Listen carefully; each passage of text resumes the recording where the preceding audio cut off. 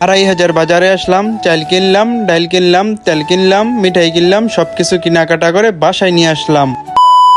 আসসালামু আলাইকুম গাইস, কি অবস্থা আপনাদের, কেমন আছেন? আশা করি ভালো আছেন। তো গাইস আপনাদের দোয়া ভালোবাসে আমিও ভালো আছি। তো গাইস আজকে বাজার করতে চলে যাচ্ছি 2,500। এই লিস্টের মধ্যে সকল প্রকার মুদি হোদাই লেখা আছে। আমাদের ফ্যামিলির জন্য এক মাসে যত প্রকার মুদি হোদাই প্রয়োজন সবকিছু লেখা আছে এই লিস্টের মধ্যে। গাইস এখন আমি আছি গোপনদের মোড়ে। গোপনদের মোড় থেকে একটা রিক্সা দিয়ে চলে যাবো আমি 2,500। আর গত কয়েকদিন যাবত অতিরিক্ত বৃষ্টি হওয়ার কারণে রাস্তাঘাটের মধ্যে কিন্তু অনেক পানি জমা হয়ে গেছে। ফাইনালি গাইস গোপনদের মোড় থেকে একটা অটো পেয়ে গেলাম, আর এই অটো দিয়ে এখন চলে যাচ্ছে আমি 2,500। গাইস আপনারা সবাই আমার ভিডিওতে বেশ বেশি লাইক কমেন্ট শেয়ার করবেন, আর অবশ্যই আমার ফেসবুক পেজটা ফলো করে দিবেন, আর টিকটক আইডিটাও ফলো করে দিবেন। ফাইনালি গাইস চলে আসলাম আমি 2,500। আর এখন আছি 2,500 গুলচত্বর, আর এটা হলো জবেদ আলী মেমোরিয়াল হসপিটাল। আর হ্যাঁ গাইস আমি কিন্তু ভিডিওর প্রথমে বলে দিছি যে আমি 2,500 আসছি বাজার করার জন্য। তাই এখন আমি আছি আলারাফা ব্যাংকের নিচে যে কতগুলো মুদি দোকান, ওই মুদি দোকানে। আর এখান থেকে কিন্তু সিঁড়ির সাথে একটা দোকান আছে, এই দোকান থেকে আমি প্রতিনিয়ত মানে প্রত্যেক মাসে বাজার করে থাকি। তো গাইস তাদের দোকানে এসে প্রথমে 5 কেজি আটা কিনে নিলাম। আর হ্যাঁ গাইস তাদের দোকানে আসলাম কিন্তু সবসময় বাদাম খেয়ে দেখি আমার কাছে এই কাঠ বাদাম গুলো খেতে অনেক ভালো লাগে।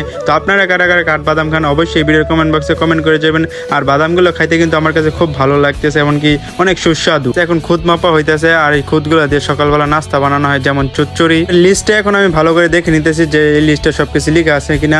আর হ্যাঁ গাইস আপনারা কিন্তু মুদি সদাই এই দোকান থেকে সবকিছু পেয়ে যাবেন, আপনাদের প্রয়োজন হলে অবশ্যই দোকানে আসবেন। আর হ্যাঁ গাইস এখন কিন্তু ডাউল মাপা হইতেছে। গাইস আপনারা সবাই আমার ভিডিওতে বেশি বেশি লাইক কমেন্ট শেয়ার করে দেবেন, আর অবশ্যই কিন্তু আমার ফেসবুক পেজটা ফলো করে দেবেন। হ্যাঁ গাইস আমাদের ফ্যামিলির জন্য এক মাসের জন্য যত প্রকার মুদি হোদাই প্রয়োজন সবকিছু কেনাকাটা করতেছি আমি এই দোকান থেকে।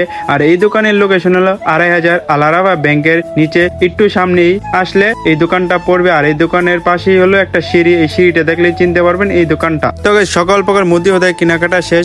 আমাদের এক মাসের জন্য যত প্রকার মুদি হোদাই কেনার প্রয়োজন এই দোকান থেকে সবকিছু কেনাকাটা করে ফেলছি।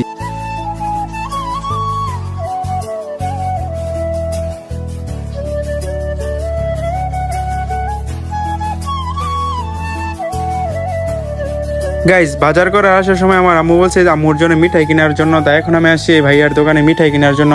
আর এই ভাইয়ার কাছ থেকে কিন্তু আমি সবসময় মিঠাই কিনে থাকি।